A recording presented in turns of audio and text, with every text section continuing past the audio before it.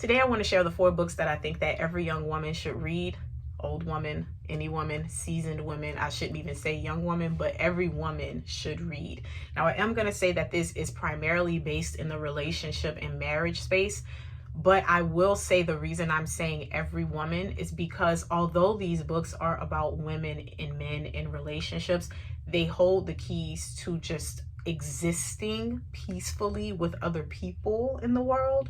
And that is why I say that every woman should read them. They're in no particular order, but the first, the one that I put as number 1 is going to be the most important. So let's start off with number 4, The Proper Care and Feeding of Husbands.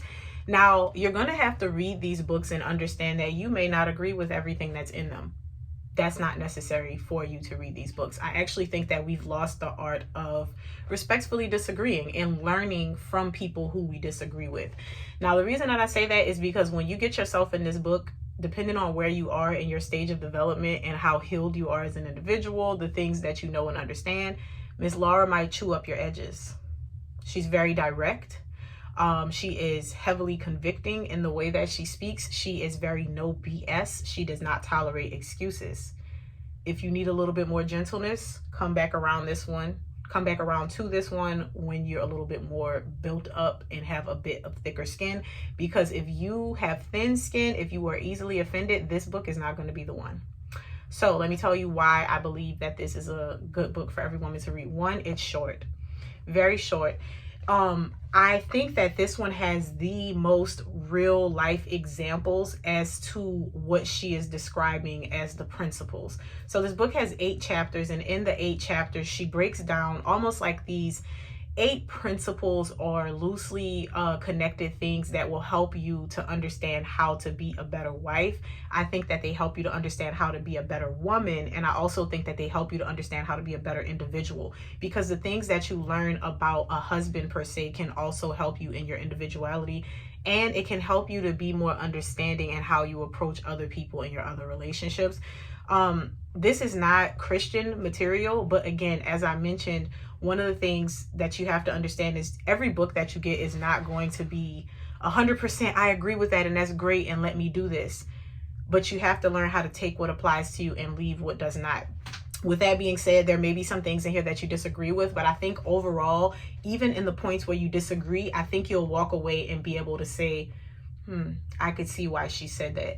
So for instance, there were some examples in the book that felt very like, I don't know, right? Like the first time I read it, I thought it was a bit uncomfortable to read the situation where, and this is very mild, there was a man who came home and he explained to his wife, there was a woman who came home and explained to her husband that she had visited one of their neighbors, her friend, and she was mentioning to that friend, you know, I can't get my husband to do things around the house. He's not helping out. He's not participating. I don't know what to do. And that friend says she doesn't have that problem because she rewards her husband with, you know, whatever. He does something around the house, she rewards him, whatever that may be. And so as she's explaining this to her husband, she says, well, I hope you don't think that I'm going to reward you for things around the house, right? And so he gets up and starts towards the door. And she said, where are you going? He said, I'm going to see if your friend needs her lawn mowed. And when I first read it, the reason that it was so hard for me was because I'm reading it from the perspective of, well, that's very condescending. Like, that's very nasty of him. That's very like heavy of him to make fun of his wife in that regard. But upon reading it with a more mature mind, open heart, not as offended spirit, I realized that what the husband was quietly communicating to his wife in that moment was, you're not affirming me. You're not being appreciative. And I will go and mow somebody else's lawn because she's giving out appreciation and rewards. And that was so important to me to understand, because a lot of times in life, outside of relationships, especially women, right, we take for granted the good things that people do for us.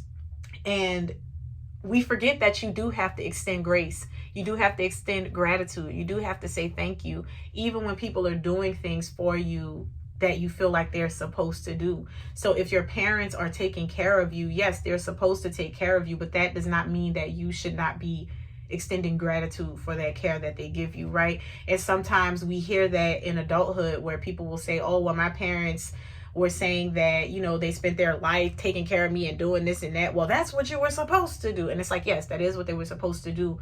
But you should be saying thank you for them doing all of those things, for the sacrifices, for the ways that they cared for you, for the extra things that they did for you, for even things that you feel like are the bare minimum. And your relationship with your husband is going to be no different, right? When your husband is doing things for you that you feel like he should be doing, whether it be as small as taking out the trash, filling up the gas tanks, taking care of the cars, being an active and present father, paying the bills in the house, being a provider, whatever, extend grace and gratitude and say thank you. When he helps you to solve a problem, when he gives you sound advice, when you do something that maybe he could have reacted in a worse way and he doesn't, if he has a spirit of gentleness and kind-heartedness, say thank you for those things. And the reason that I think that that's so important too is because when we start to extend gratitude to others, it comes back to us. So if you make it a habit of being the person who gives out the gratitude, gives out the thank yous, gives out all of the appreciation, you will probably stop feeling like nobody thanks me for anything around here. A lot of times we fall into the trap of thinking that motherhood and being a wife is such a thankless job. But I think that it becomes a thankless job when we start taking everybody else for granted too. We don't say thank you for the things that our family is doing for us, even if it's what they're supposed to do. Your children doing their chores, picking up their things off the floor. You ask them to go do something and they go do it and they don't get a thank you, right? So if we want to have those things, we have to give them. And I think that she does a good job in this book of highlighting silly little things that we do as wives, as women, and bringing to the forefront how we can approach those situations. But like I said, she says it in a way that is very convicting, very stinging. So if you're not ready for that, please don't read this book. Number 3, The Queen's Code. This one is actually fiction and it is written in story form. And I mentioned to Elena, who recommended this book to me. Elena's a therapist that I met online and we are locked in now. That's my girl. But she recommended this and we read it together in our own little intimate book club. And the book is fiction. So it follows the life of Kimberly, a young woman who was recently divorced. But after she got divorced, she was not scorned by the divorce. She's young. She's still looking to a life ahead of her. She knows that she wants to be remarried, but she goes to this conference with her best friend who is married and a stay-at-home mom and is very miserable in her marriage. And she finds in this conference this disturbing truth that she might be a frog farmer. The man in the conference who used the term described that as women who turn princes into frogs. And what he described is the man will be seemingly well-doing, well-meaning, very loving, very kind, very supportive, always extending love, appreciation, and maybe even showering with gifts. But then somehow he turns into this man that is just unwilling to do anything, unmoved by the presence of his wife, and just like very aloof, standoffish. And we wonder as women, how does that happen? Where does this come from? And he described it as frog farming. Now, what happened in the very beginning of the story, and was, as I'm reflecting on it, is something that I think was very intentional, was the way that the two women received it. And I know that there was a reason that the author made it so that these two women went to this conference together, because it almost shows you what happens when you take accountability versus when you dodge it. So at that conference, the woman, Kimberly, noticed that she heard it and she was intrigued by it. She was less offended and she was intrigued. And she started to think, what if this is true? What if I am a frog farmer? Because it's much easier for me to change than for me to expect the men around me to change. Versus her friend who went with her, she that's foolishness. I don't want to hear that. And a lot of other women at the conference, honestly, that's foolishness. I don't want to hear that. She's grumbling and complaining. There's no way I'm going to allow that to be the truth. That's foolish what he said. I don't take that. Men are stupid, basically. And so they leave the conference and Kimberly is just cranking her brain. She's on this mission and she ends up seeking the help of her grandmother, who is married in a very happy and healthy marriage to a man who adores her. But she seeks out her grandmother and she decides that she's going to meet with her grandmother and maybe ask her some questions about this thing. What she does not know is that her grandmother had been hoping for years and years and years for her to come to her with this information and to ask for what they call her inheritance. Her grandmother has always wanted to teach her the ways of womanhood, femininity, and the secrets of womanhood through this Queen's Code. But she never did because her mom, the grandmother's daughter, and the main character, Kimberly's mother, was very strong-willed as a woman, and she made it very clear and evident that she did not want her daughter learning these things that she also rejected herself. And so the grandmother never taught them, but now she's full circle. She's learning these things from her grandmother in connection with another woman that they know, Karen. So the two ladies, Karen and Kimberly, are spending time with this older woman, Claudia, learning about the Queen's Code and womanhood. And what you will find in this book are some shocking realities, but it feels like a nonfiction book, similar to something like the Proper Care and Feeding of Husbands, where you're learning certain things about men, women, how we're different, and how that doesn't have to be a bad thing if we learn to accept each other and we learn how to operate. A lot of it has to do with removing the spirit of offense. A lot of it has to do with being more understanding and seeking to understand people before you try to discount them and choose to be offended. And so what makes this a lighter read and not as heavy as other materials similar to this is because it's nonfiction. So when you're reading it, you're seeing the characters, and you might see some of the things that the characters are doing, like, ooh, I do that. But when you're reading something like this, it's like you. So you feel very personally convicted by it, versus in here, you might see that she's a frog farmer. And then as you read through her experiences, you might ask yourself, like, wow, am I a frog farmer? And it doesn't feel as though you're reading the book and the author is screaming at you, you're the frog farmer. It's almost like you come to the realizations and you see a little bit of yourself in each of the characters. There's also, depending on how you take it, there's this deep admiration for Claudia, the woman who has all of this information. And even she has this life revelation within the book. So it almost explores this from a perspective of there's always something to learn, and we can be flexible, and we can be interested and accountable for the information that we learn without feeling heaviness and guilt that's associated with that. And oftentimes, so this is by Alison Armstrong. This one, I don't know, your options are like Amazon or her website. There's no getting around the price. This book is a little bit more pricey. It is $30, and I have not found it anywhere else for any cheaper. There is also an audiobook. Now, I will say, as much as I adored this book, what I talked about with Elena, the person that I read it with, I was like, I gave this book a 7 out of 10, not because it was horrible, because I had higher expectations for the ending. But then when I talked through it, I was like, what did I really want? What did I really want? I think I wanted something that was more movie-like and fairy tale, and I had unfair expectations of the author. So I left it alone. But even though I said a 7 out of 10, and I won't spoil why I said those things, because I wouldn't want anyone to not be able to have the full experience that I had while reading it. But I do think that it's a great book in helping to understand how men are, how women are, and why a lot of relationships fail, but also not just relationships like romantically, but relationships with coworkers, relationships with brothers, relationships with your uncles, maybe some of your male friends, even little boys like your sons, your nephews, students, if you're a teacher, because one of the characters, Karen, was a teacher. And the beautiful thing about this book, even though it was about the Queen's Code, relationships, marriage, all these things, was that we were able to see how the Queen's Code impacts different relationships. Most of these books about relationships are giving you information specifically for men and women in relationships, but this one actually takes us to understand how her students, her male students specifically, start to react to the changes that she's making.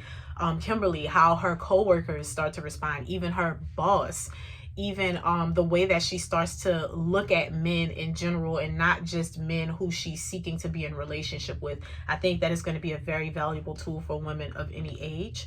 So recommend that one as well. Number 2, The Secrets of Fascinating Womanhood. I recommend this one, although The Secrets of Fascinating Womanhood by David Corey is based very tightly on Fascinating Womanhood, which is a much thicker, heavier read by Helen Andelin. I do recommend that one as well. However, I think that recommendation comes with a lot of patience, because it's a lot of material to get through. But if you want the experience of that book without so many words, and just like real life example or character example of that, I think that this book will do just that. Also very short. Now, just a brief moment for this one. This book is a lot longer to read. It's almost 400 pages, but it is intriguing enough that you will want to continue.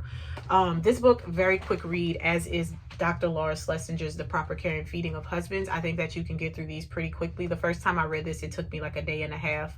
Also, the material is not like, it doesn't take up the whole page, right?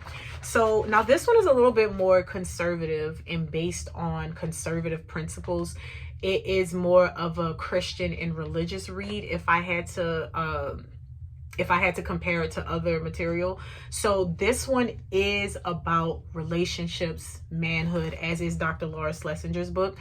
But again, I think that a lot of what is talked about here in womanhood and femininity can benefit any woman, even if she's not in relationships, because one, it makes you feel more empowered in your femininity, whereas a lot of times feeling empowered in our femininity makes us feel like we need to do more, conquer, be better than the boys, all of these things. And that's not necessarily where our power comes from. I'm not saying that women shouldn't do all of these things, but I think that sometimes we focus on competition and being better when that's not the benefit of femininity. We can exist in these spaces and have jobs and have careers and be motivated and do things that men are capable of, but we don't have to do it in the same way that they do it, because I think that trying to be like a man really does exhaust us. We are able to be capable, we are able to be fulfilled, we are able to get the job done and be efficient without acting and behaving like men. And so I think that although that's not discussed in here, if you read it and you think about these principles and you apply them in your life, it will help you to understand that further. So Secrets of Fascinating Womanhood follows the main character, Angela, who starts off the story separated from her husband. They have 2 children. They had a blow up, they've been separated, and the marriage is not looking good. It's honestly looking like it's headed towards divorce, but she's inspired by a friend of hers to take a course on the womanhood. And in this course, in the very beginning, a lot of the women who show up are offended. They are wearing their offense on their sleeves. They are there with the idea that they will somehow be able to magically change their husbands. And all of them have something happening in their relationships, big or small, that make them feel a little bit off-put by their husbands. But they, like many women, are looking at it from a perspective of, if he would just, the relationship would get better. If he would just insert whatever. And so what they learn is, if you operate in your womanhood and you stop trying to control everything, naturally your relationship will get better. I just condensed the entire book to that, but there's a lot of valid points in here that help to point to that. Now, again, there are some things that you may read and be like the particular section about appearance and hair and what a man values and what femininity looks like, take it or leave it, because that's going to depend on you. And I think that before you start trying to please a man, you need to be satisfied with yourself, and you need to be very grounded in who it is that God created you to be. Now, I will say, when you read that section, read it with an open heart and understand what's trying to be communicated, because although this book is also a little dated, it's not like for today's time. Some of the things that they say may seem like borderline misogynistic because of the way that they're thinking and describing femininity. So for instance, they describe hair. Men like longer hair. Men prefer for you to wear these types of dresses. They like light colors. They want you to behave like a little girl. If you read it and you choose to be offended, I think that you will miss out on the overall message. So for instance, even when it comes to the portion about longer hair, I think you should focus on doing your hair and finding a style that is suitable for you, that is easy for you to complete, and that you feel happy with, but it's also, what's the word? It is also suitable to you, to your personality, to your face shape, to your style, whatever the case may be. So when you get to that section, if you hear something that feels offensive, don't choose to be offended. Just keep reading and throw out whatever doesn't apply to you. I did want to make that point because, like I said, even when you look at the pictures, you can tell that this is a bit dated. So keep that in mind as you read this one. But again, I do think that young women, old women, all women will benefit from the perspective that is presented there. And number one is going to be the Bible. Don't have to be a woman to read it. And again, this is not necessarily to make you a better wife, girlfriend, whatever. Not even girlfriend, because where's girlfriend in the Bible? find it quickly. I think that if you prioritize getting to know the Word of God, immersing yourself in it, lining yourself up with his will, considering what it is that he calls you to be as outlined in his word, you will naturally become a more pleasant person. You will be a more effective person. You will be less susceptible to being filled with pride and egotistical, which will make you more pleasant to be around. 10 out of 10 recommend. I don't care if you read it cover to cover. I don't care if you read specific parts and tie it together. The only thing that I will say is do not read the Bible to validate your life. Read the Bible to adjust your life according to the standard. And what I mean by that is, if you decide, I think that it is okay for me to do this, don't have that tied in your head and go say, let me find the Bible verse that validates it. Read the Bible, and what it says, adjust your life to it. And this, the only thing that I will also add to this is, if you are new to the Bible and you have not read it before and you have no idea where to start with Proverbs. I know a lot of people will tell you to start in the Gospels. I know a lot of people will tell you to start in the beginning. But if you're stuck and you're also like struggling with being consistent, I think that you should just read a chapter of Proverbs every day and then add on to that. Proverbs, because there's a lot of wisdom there. Proverbs explains to you a lot of principles almost over and over in different ways. Some of them new, some of them like repetitive throughout the entire 30 books of it. And I think the 30 chapters, sorry. And I think that it would help you to really start to reprogram the way that you think. So for instance, if you constantly hear what a wise person does and what a foolish person does, or a wise woman, wise man does, throughout your life, when that is deposited into your mind, you start to hear it and you start to realize and self-correct if you allow Holy Spirit to cook in the way that it's meant to do. Okay. And so I think that that's very important. Something else that I like, and this is me being biased, one of my favorite things to visit in the Bible is the fruit of the Spirit, Galatians 5:22. And I think that that's so important because it helps us to remember how we are called to be. And it also helps us to remember that we should have grace and how we should be when it comes to other people. And although the fruit of the Spirit makes you feel like you're just supposed to be very floaty with the wind and soft, I think that if you embody the fruit of the Spirit, you will be able to be more emboldened in Christ. And I don't really know how else to describe that, because just because I'm being meek and gentle does not mean that I'm being compromising. It doesn't mean that I'm going to affirm your beliefs. It actually allows me to understand how to communicate what I feel and what I believe and what God says in a gentle way. And gentleness does not mean that I have to lay down and let you attack me, because I also think that it's not nuck if you buck. Like, that's not what we're supposed to be doing as Christians.